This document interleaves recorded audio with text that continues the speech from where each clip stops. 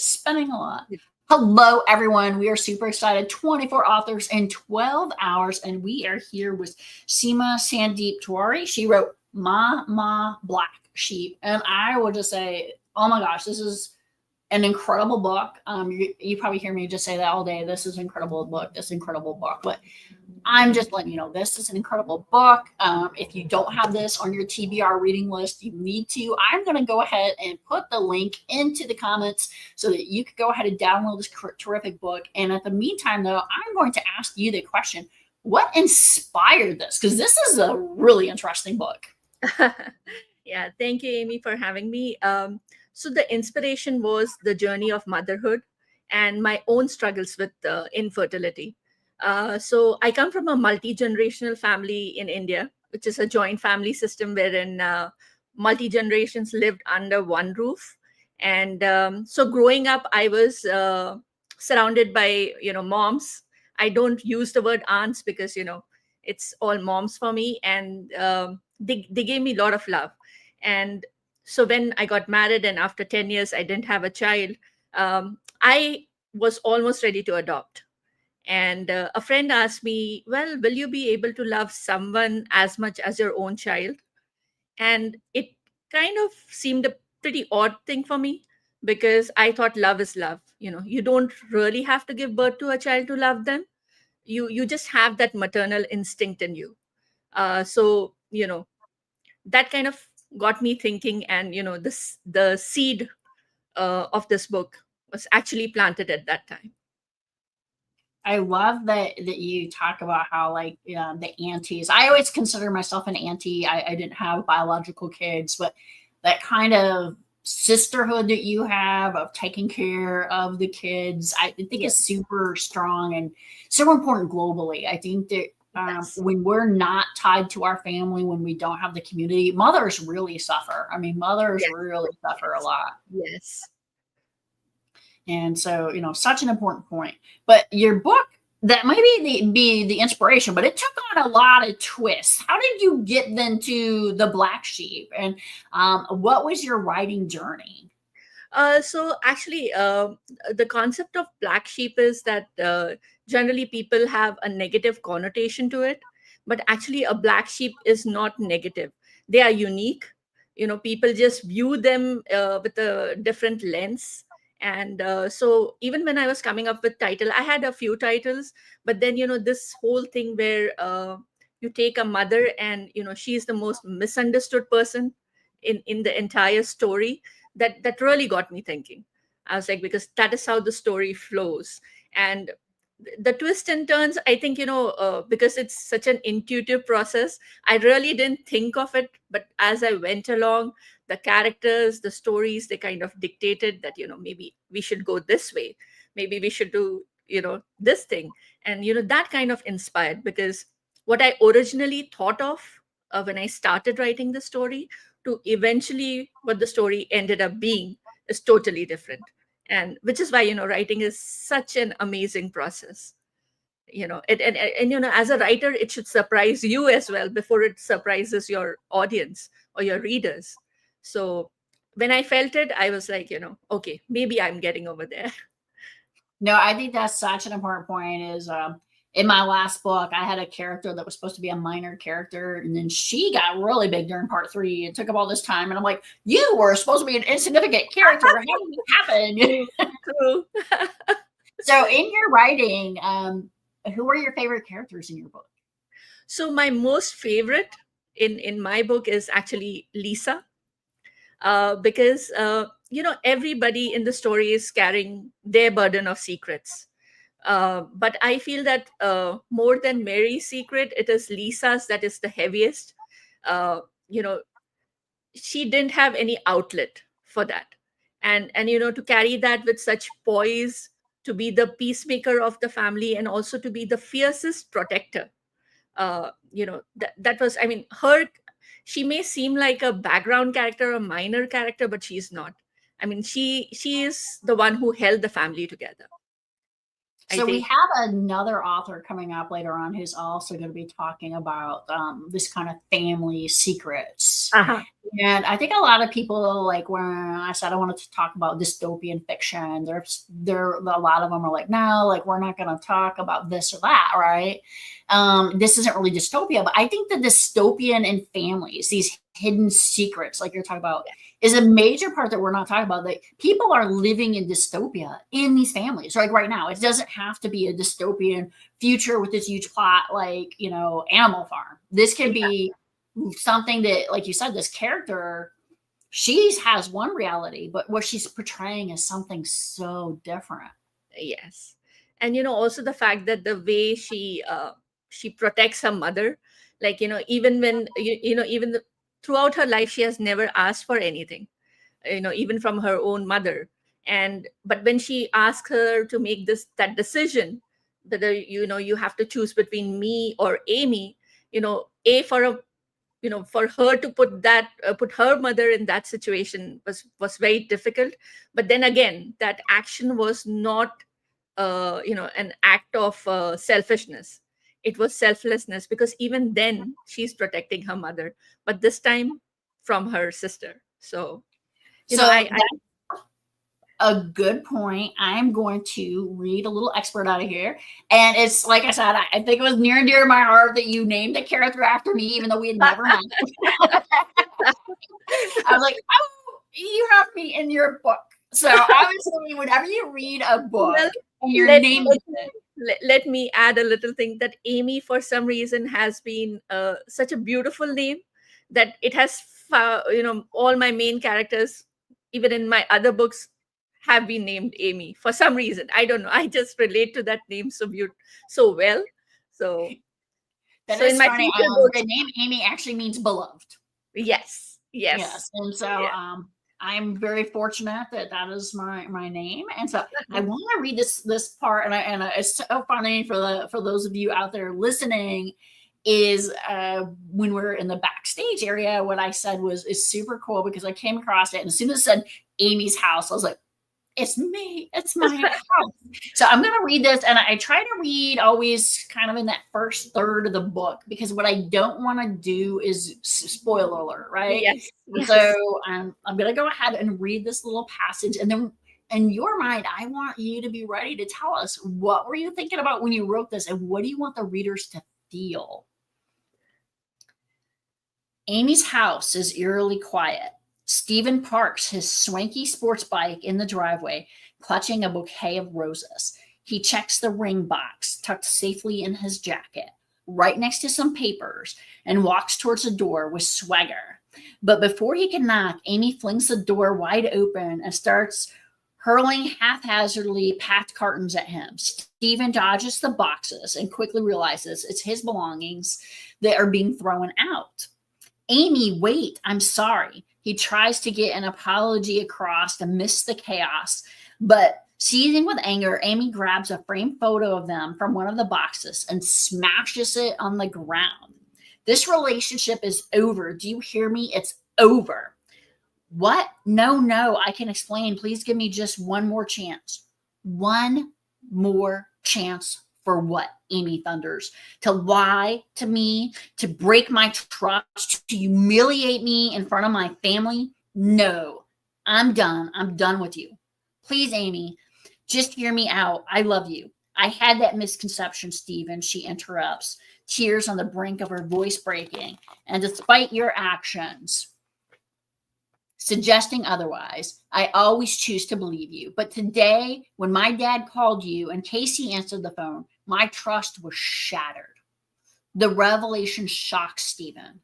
I can explain. All right. I was like, bam! Like, there's a lot in. And that's just, for those of you who are, that's like not even like a page and a half, right? Like, you have to read this. So, what was going on there? Poor Stephen. This is just human tragedy. Well, actually, it's like, how much you can forgive. She has been forgiving, understanding, and everything, and still trying to make the relationship work. She has given a lot of leeway to Stephen, and but somewhere, you reach a breaking point. And over here, it was her sister's birthday.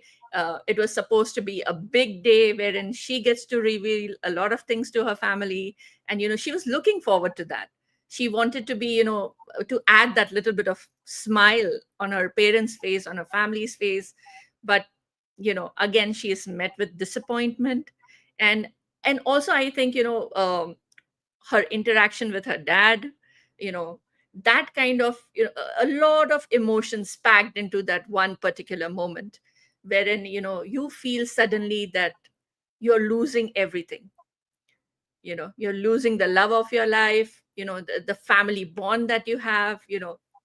The humiliation is not important.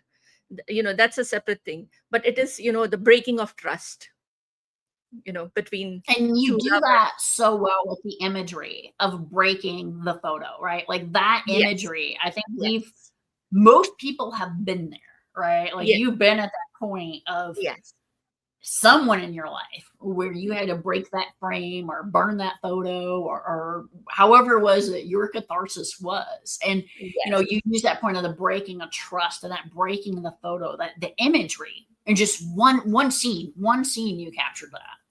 And Yes. so for people who have not read this book yet, think about it. One scene is like that. What is the rest of the book going to be like, right? Like, whew. So what do you want a reader to think, to walk away with once they've finished the book? They get to the last page. I'm not going to read the last page, but Yes. what do you want?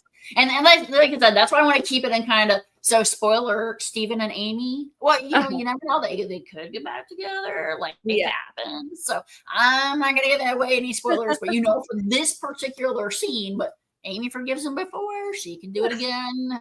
Unfortunately, women do that all the time. I actually had an aunt and uncle who got divorced and remarried. I mean, things happened. Yes. So Yes. I'm not going to read the last page. That's Uh-huh. spoiler. But what do you want people to think about as they read that last page? What do you want them to walk away with? I think, the fact that, sometimes trust also should have some limits. Sometimes it's like, when you're too trusting and too loving and too giving and too forgiving, uh you, in a way, when you don't draw the lines, the boundaries, you give permission to people to do things to you that, that's even beyond your imagination. So, it's good to love, but not to love someone blindly. you know that's the main thing, that you have to look out for yourself. And maybe, I think heartbreaks and betrayals, when they come from those who are closest to you, they are the most heartbreaking ones. But then, even if that happens, life doesn't stop. You have to pick up yourself and you have to move forward. So that is something I really want the readers to know. And just another thing that I would like to say, that, uh, I know that I'm an indie author, a self-published author. So sometimes people have this labels attached to it. But a good story is a good story, whether it is coming from a traditional publishing house or from an indie author. And my only request to readers is never to judge a story by these labels. Uh, we may not have the backing of traditional, backing and the budget of the traditional publishing houses, of famous influencers, book talkers, but we are passionate about our stories. And our stories too have the potential to become bestsellers. And all we need is a fair chance from readers to read. And like you said, review. Please do review, because as an author, the best return on investment is a reader review. So You say that, and I normally save it for a bit later, but I'm going to go ahead and shamelessly plug my own book and ask for reviews, and also ask reviews once again for Seema's book. If you want my book, it is available today for Kindle download at absolutely no cost. And so please read it, please review it. If you have an author in your life and you're like, what should I get them for Christmas or their birthday? do an Amazon review and a Goodreads review. That's Yes. all we want. Yeah. Like you know what? Like you're Seema's nephew. You're out there right now. You're like, oh my gosh, I don't know what to get for Auntie Seema. Give her a Goodreads review. Like that's what she Yeah. wants for Christmas. She wants you to read her book and give a review. And what I will say is, it's okay to give some really honest feedback because that's what Yes. helps you to become a better writer. Don't tell me you didn't like the theme of the 100%. book because of then you shouldn't read this book, right? Like that's not good. But if you like the concept of the book, you read the back jacket, and the book delivers that. The book did its job. Um, if you don't like family drama, if you don't like dystopian family drama, this is not probably a book you want to read. But if that's something you're into, what I will say is like, bam, you heard that one scene. Like this is a powerful book where you can go ahead and say, wow, like this is really impactful. If you like this kind of story, you're gonna like this kind of story. And I think such an important thing about the indie author piece. Let's talk a minute here, Seema. What do you wish you would have known when you're in the writing phase, and now that you're on the other side? Well, I always used to think that writing would be the hardest part, but it was the funnest, most in the journey. Um, I, uh, I didn't know too much about the gatekeeping, or finding a literary agent is so imperative, especially if you want to go to traditional publishing houses. And I tried my best. I got rejections. I accepted them, and then I realized that either I wait for a really long time, because there's no time frame attached to it, that when a literary agent would get back, it can range from 8 weeks to 8 months. And the question was, do I wait, or do I go ahead and bet on my talent and go for self publishing? And so I decided to go with the latter, because I'm sure that literary agents are there for a good reason. It is just that I had so many other stories that I wanted to tell, and somewhere I felt that unless and until I get my book published, I may not reach out to them. There would always be that self doubt, that whether am I good enough, the imposter syndrome, am I really good enough, or what's the thing. So I decided to take that bet. And with the reader reviews pouring in, and it has been slow, because I didn't do any paid arcs or anything of that sort. So it has been 2 months, but the readers are finally reading it, they're reviewing it, and for me as an author, you know that's priceless. And I think that you bring up such an important point there about being an indie author compared to a publishing house author. I've had authors before who become indie readers because publishing houses are not what they used to be. A lot of them are like, I still have to do my own website, I still have to do this, I still have to do that. We've had readers on here today who have over 50 books, all self Mhm. published. Yeah. So the world has changed a lot. A lot of people, and this was a big thought for me when I first went in. I do have some published works, and I like the independent authorship because I control what I do. I Yes. control every aspect of my production. I don't have to go and get approval from somebody to do a program like this or get on a Yeah. show or go to an event. And so there's a lot of indie authors out there now. Like it's not the same as it was like 20 years ago or even 10 Yes. years ago. So I want to highlight that. Let's talk a little bit about where you're going in the future. So you have this amazing book, and that makes you a wonderful, amazing author. Do you plan on writing more? Is there anything you want to do? Yes. So I am currently in the process of writing a children's book with my 10-year-old daughter, Annika. She is the inspiration behind writing that book. So she's working alongside with me on that. And so, like I said, immediately after I finished Mama Black Sheep, there was this thought in my head that I wanted to work on. And now it has turned out into another beautiful manuscript that I'm editing. And it's a laugh riot, celebrating female friendships. That's Bollywood inspired, but based out of Minneapolis.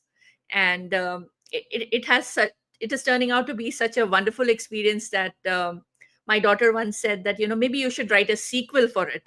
And well, I don't know what happened. Sometimes it is manifestation or whatever it is.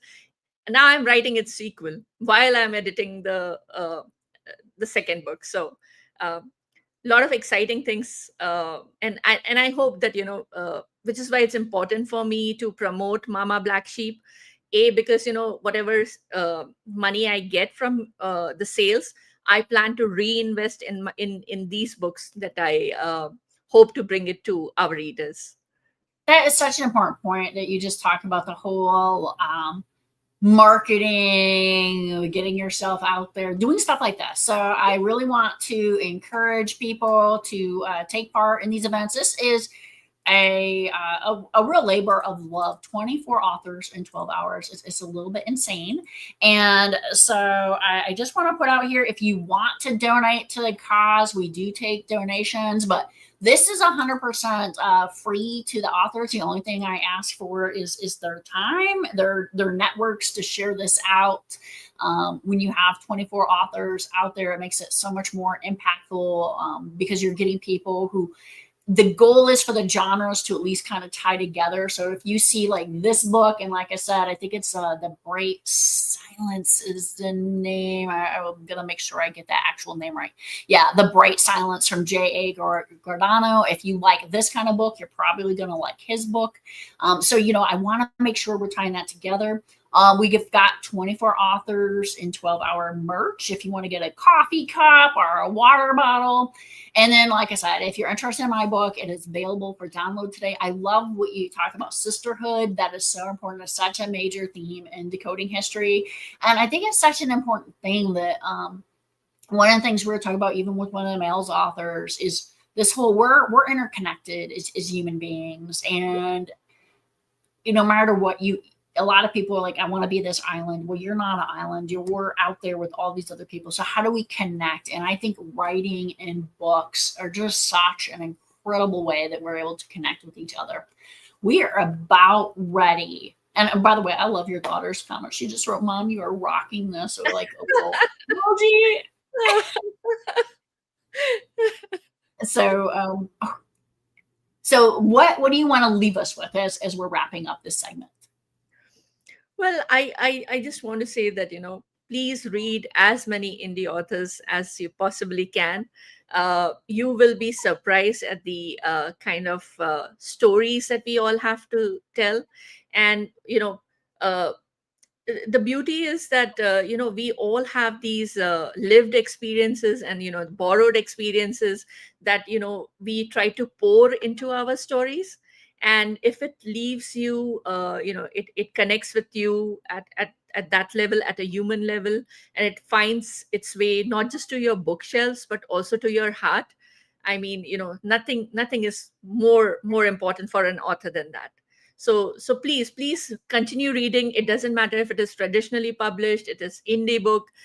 Please keep on reading, and please keep on reviewing.